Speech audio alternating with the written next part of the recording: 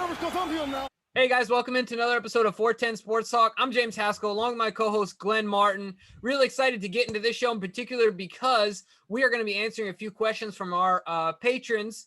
What we do is once a month, we have a list of questions that our patrons get to send in, and they have the opportunity to interact with us, and we dedicate this video specifically to answering their questions. So if you're interested in that as well and participating and get your questions read and answered in an episode with us, go ahead and check out the link below with our Patreon account and see what options are available to you. Then more than anything, hit the subscribe button. Make sure you stay tuned as the season goes on. But Glenn, I'm going to read the first question here. I'm going to let you start off with an answer, and then I'll give my answer. This is from our patron, Charles. He says, my question is about the penalties. We seem to be having, for the Ravens at least, a huge amount of penalties compared to previous years. Harbaugh is known for running a well-disciplined team, but this year in multiple games, we're just giving yards away. Would love to hear your thoughts on what's changed and what we need to do to fix it. Great question, Charles. Glenn, what do you got? Yeah, that was a big part of why the Ravens lost to the Steelers, despite the fact that they beat them in almost every statistical category. It was very frustrating. I mean, there was countless third downs that the Pittsburgh Steelers were able to convert strictly or solely due to the fact that we gave them a penalty. And I will say that there were a couple calls in the Pittsburgh game that I disagreed with, but far too many pre-snap penalties on offense, and then obviously the penalty with Judon after the play. It's unacceptable. So I looked up their penalties because I thought it was a great question by Charles. And on the season, the Ravens have 46 total penalties for 429 total yards, which is just insane. I mean, it's not tops in the league. Chicago leads the league with 58 total penalties, but I pointed this out to Jimmy before the show. It's incredible. I don't know what Bill Belichick does to his players, but if you look at fumbling, which I guess some people could point to maybe some Deflategate cheatery, but regardless, the fumble rate and the penalty rate in New England is absolutely insane. They only have 20 penalties total for the season, which is 10 better than the next best, which is Miami with 30. Absolutely incredible. So whatever he's doing, he needs to share some wisdom with John Harbaugh and get that to Baltimore, because 46 penalties and the ones that drive me crazy, Jimmy, 9 false starts on the season. Why? You know when the snap count is. No excuse for a false start. No excuse. And it's just drive killers. They destroy drives. I mean, especially a team that needs to stay out of third and long like the Ravens and needs to stay ahead of the chains, or at least likes to. It just devastates you when you go back 5 yards to start the drive. So or start the series. So yeah, I mean, I think it's got to get cleaned up. But I guess the question is, how do you, other than just as a coach harping on it every day in practice and in meetings? I know that they have referees in practice, right? Isn't that something that they routinely do? Yeah. I don't know what else he can do other than just continue to harp on it. What's your take on the penalties?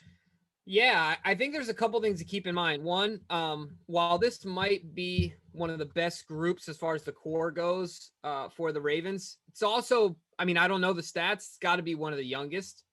Not giving them an excuse. Something to keep in mind, though. I think something that we should focus on is just an improvement as time goes on. Now, they were younger last year, so if they're doing worse this year than they were last year, that delegitimizes my statement. But overall, young group.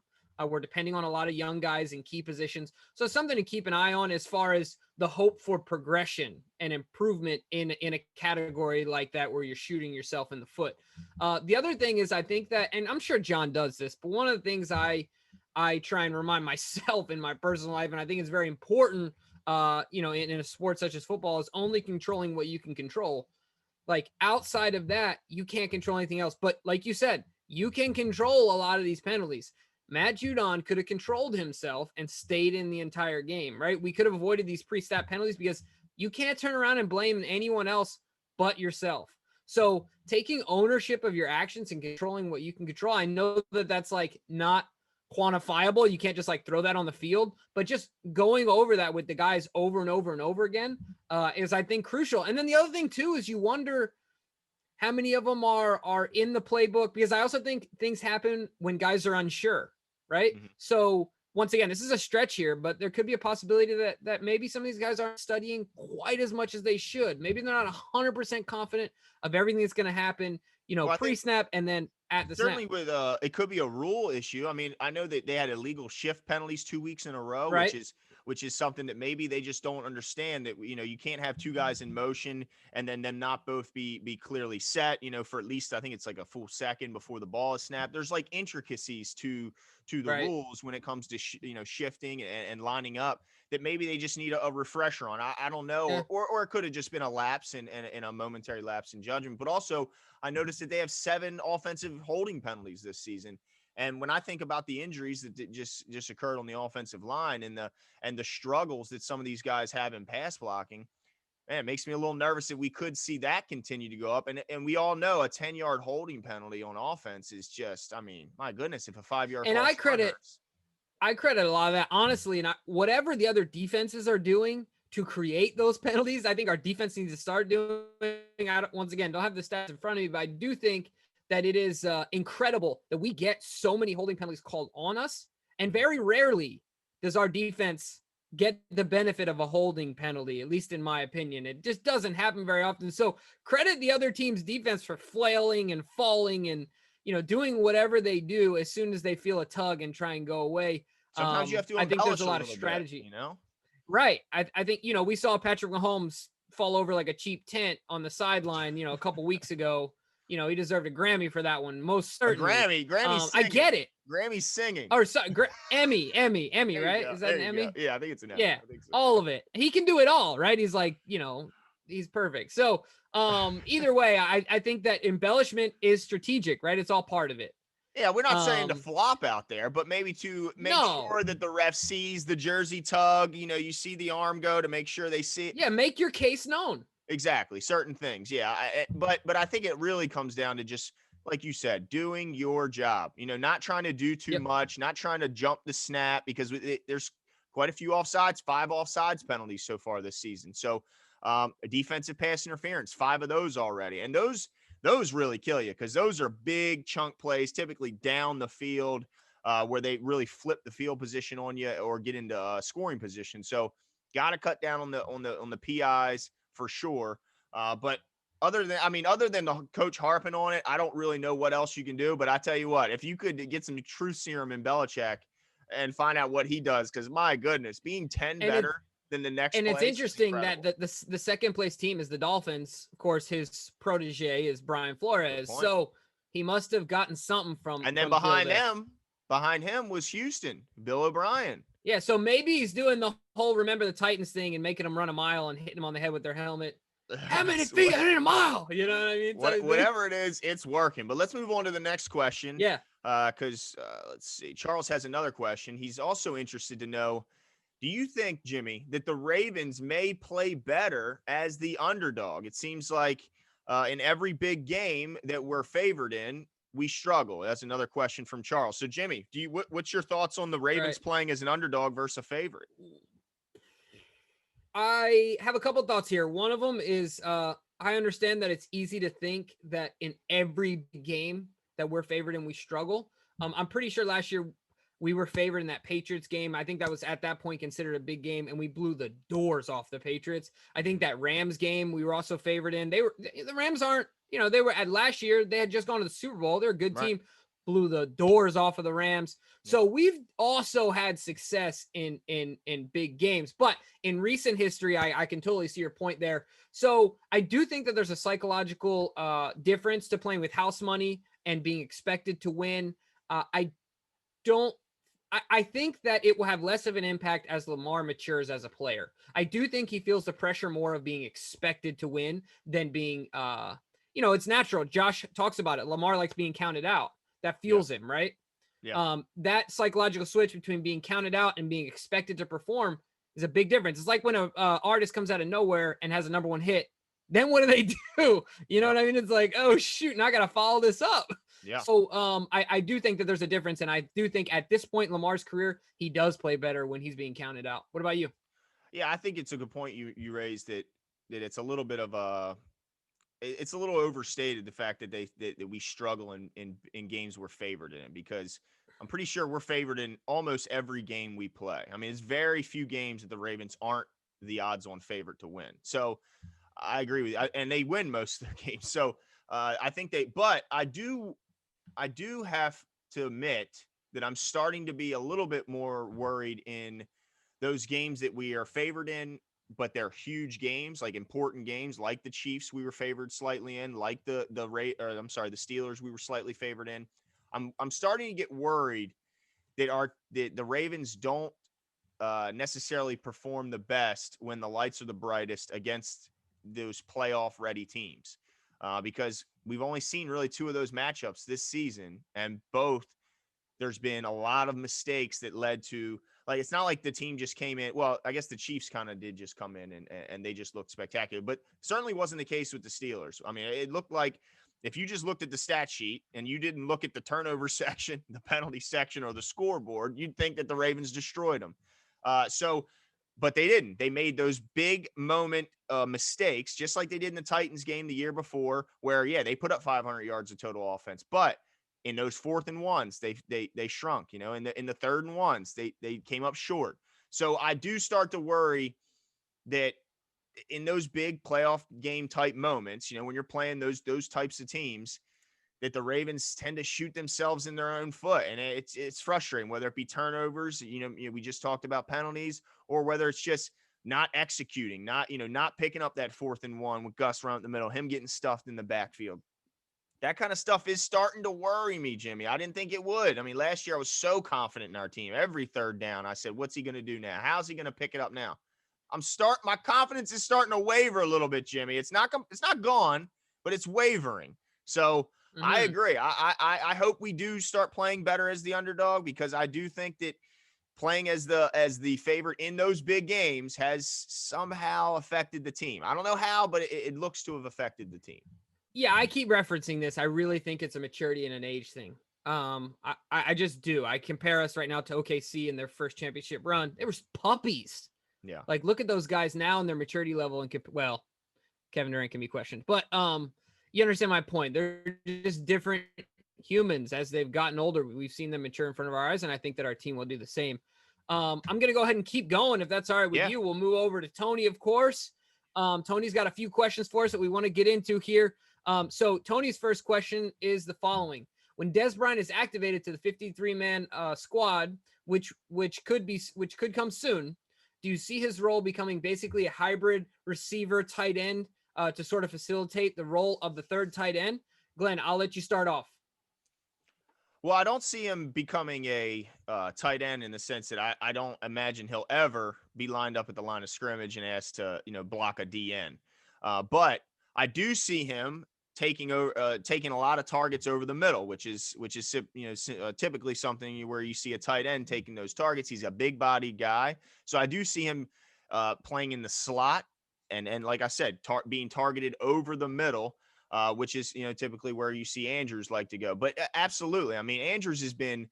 It's like either he has a great game or he has a game where you don't even hear his name called. And I think Dez Bryant will help free up Andrews a little bit more, because he's going to command the attention, whether he's 31 years old or still 25. You still have to respect him in a sense until you see that he can't get the job done. So if he lines out there and we throw him a couple balls and he's not getting it done, then maybe he'll see more single coverage. But when he first gets put out there by the Ravens, you have to still respect Dez Bryant. I mean, you just have to. So I think that he'll be asked to do the jump ball role, which is something I guess certain tight ends use, but also big body receivers do, but also be used over the middle. I mean, what's your thoughts on how Dez Bryant will be used? Yeah, that's a great question. I agree with you there that he will take over. He will be the hybrid wide receiver tight end role in the red zone. As far as like Lamar liking to hit tight ends in the end zone, that's why we saw Mark Andrews with double the touchdowns of Kittle and Kelsey last year, because Lamar really likes to target his tight ends in the red zone. I think that Dez will be very similar in as far as opportunities in the red zone. But like you said, I mean, he's a big wide receiver, but you put him next to Mark Andrews.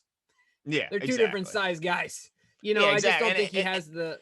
And not just red zone though. Don't you think 3rd down could be another valuable time for him to? Yeah. Definitely. Mark my words. I think I said this before. Dez Bryant will make a huge play in the playoffs in the red zone this season as we make a postseason run. I'm not saying they will be frequent, but Dez Bryant will make a big contested catch in the end zone. How So soon yeah, do you think he's activated? I think next week. Wow. Okay. So not the Colts the Yeah. following week? Yeah, I don't think he's activated for the Colts. I mean, I wouldn't be surprised, but I think the following week, yeah, they got to. For me, if they don't, it doesn't really make too much sense that they even brought him in. I mean, Well, then like it just shows. It just would tell me that in practice he hasn't been. that he's washed. Yeah, he hasn't been super impressive. So, yeah, I Right. agree. All right. Well, let's move on to the next one then, because uh, there's been a lot of talk on social media after Ingram was forced to miss the game and Gus and Dobbins went off and the run game went crazy against the number one rush defense in the league and the Pittsburgh Steelers. So Tony's next question is, should the Ravens essentially switch now to a two-man running back rotation with Gus Edwards starting for the remainder of the season and J.K. Dobbins as that change of pace? Is the Mark Ingram era over in Baltimore, Jimmy? I'll answer the last question first. Yes, as far as him being the attempt leader in rushes. As far as him getting the most carries out of the three backs. Now, look, all this could flip over on his head if one of these guys goes down as Mark continues to get healthy, right? Or later on in the season, if something like that happens. So I do think we should go to a two-man rushing attack. I do think it's important for both of these guys to get in rhythm, get carries. I think that their value exponentially increases as their carries go up. And I like the change of pace between Gus and JK. So it's tough for Mark because I think that Gus is just, he's entering the prime and Mark is really in the twilight, right? Mark is a better football player. He was a Heisman Trophy winner. All the accolades. He's a better, but the timing is bad. And so I think that makes it difficult for him. I would never say that, at the same age, at the same time period in their career, I think it's fair to say Mark Ingram's a better football player than Gus Bryant. What? Gus Edwards. But I also think it's fair to say that Gus has done nothing but exceed expectations. And the two-man backfield, I think, is the way to go. Because like you said before, it's a three-man backfield. Lamar Jackson is going to rush the ball, 8 to 15 times a game. So it's really a three-man rushing attack already. Four it's a crowded room. Yeah. So what do you think? There's only one football. Yeah, I mean, I tend to agree with you. I definitely think this is Mark's last year in Baltimore. I don't think anyone would disagree with that. But would I be surprised if in 3 weeks Mark Ingram is our leading ball carrier for a game with 15 or 17 carries? It wouldn't stun me. I mean, I think that the Ravens love Mark Ingram. I think that his teammates adore Mark. I mean, I think he's probably the favorite, if not the favorite Raven on the team by his teammates, then he's certainly up there. I mean, it just seems like he's very loved by his teammates, and he's still a heck of a good player when he's healthy. So I don't want Ravens fans to kind of turn their back on what Mark Ingram has done for and continues to do for the team. And I still think he's a heck of a good player. Now, I do agree with the fact that it just makes more sense and it's easier to get two guys going than it is for three. Now, I also wonder if maybe that when Mark was healthy, that the offensive line was still working out kinks. And maybe that when he comes back, he doesn't, he could look like the old Mark Ingram. I mean, when Mark was healthy, Dobbins wasn't running the ball he wasn't getting the ball that much, but Edwards' yards per carry were lower than we've ever seen in his career when Mark went down. Now, when Mark went down, it seemed like through the shuffle in the offensive line, a recommitment to the run game. Certainly last game ran the ball like crazy. So maybe when Ingram is healthy and is back with this new commitment to the run game, with this kind of restricted playbook due to the mix match offensive line, maybe he'll go back to being the 100-yard guy. We don't know. I just don't think I'm ready to write Mark Ingram off yet. But I do think it's going to be interesting and tough to see that when all three are healthy, how they use all three and keep them all involved without, sacrificing, you want to get some rhythm. Like you always say, you got to have rhythm. And I just don't know how you do it with three guys that you want to play equally. Yeah, three guys, and then the NFL rushing, leader as far as single season goes, and your quarterback. You know what I mean? So it's just so tricky. So I agree with you there. But yeah, I wouldn't be surprised either to see Mark turn around, in a couple weeks, and be the team's leading carrier. So especially based on the fact that we've seen the Ravens do this in the Titans game, they didn't trust Gus. Early in the season, like you mentioned, the discrepancy was different as far as who was getting the ball. So we've seen them turn their back on Gus before.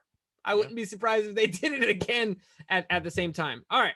So let's see. We got one more from Tony here. I also think this is a one that we've been talking about. Great question here. So he said, are we now starting to see the makings of a legitimate threat in the pass rush with the addition of Yannick Ngakoue? Now, of course, you have Ferguson, Bowser, McPhee, Judon, Ngakoue, and then that's not to mention, of course, Calais, and then Brandon Williams not much of a pass rusher, but you got Calais and then Derek Wolfe as well. So are these guys getting more free lanes to the quarterback? Is this a legitimate threat in the pass rush? What do you think? Oh, absolutely. I am so excited to see this group, if they are all able to play this Sunday. Of course, Bowser and Judon. I think it's just those two out of that group. Judon's been cleared. Oh, he has? Okay, good. Okay, good. So, yep. Yeah, I mean, I was so excited to see it last game, until Judon got himself thrown out. That would have been nice. But yeah, so I'm really excited. I think Yannick is only going to get better as he continues to learn the defense and learn how his teammates around him play.